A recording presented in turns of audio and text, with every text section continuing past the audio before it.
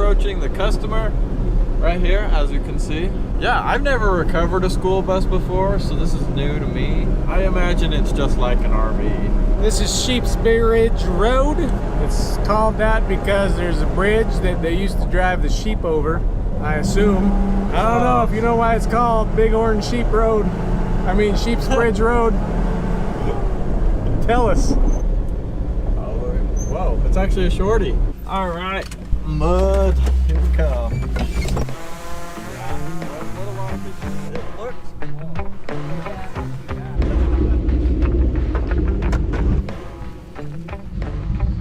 Oh yeah, those are nice. Yeah, like that never happens, ever. I'm like, shoot, I'm gonna have to lay down in the mud, get all dirty. That's fine. I'm gonna need you to give me enough gas to kind of not spin your tires, but enough to like move the bus. Okay. Just don't run over the rope, that's all. So if the rope's dragging, let off just a little bit.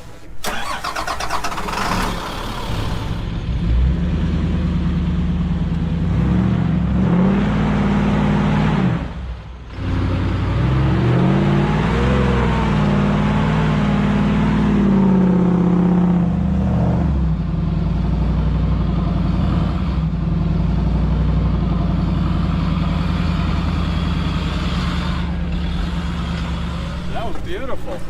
Well, that was cool. That came out pretty nice. What size shirt do you want? Large, I guess. Large? Okay. There you go. Right on, dude.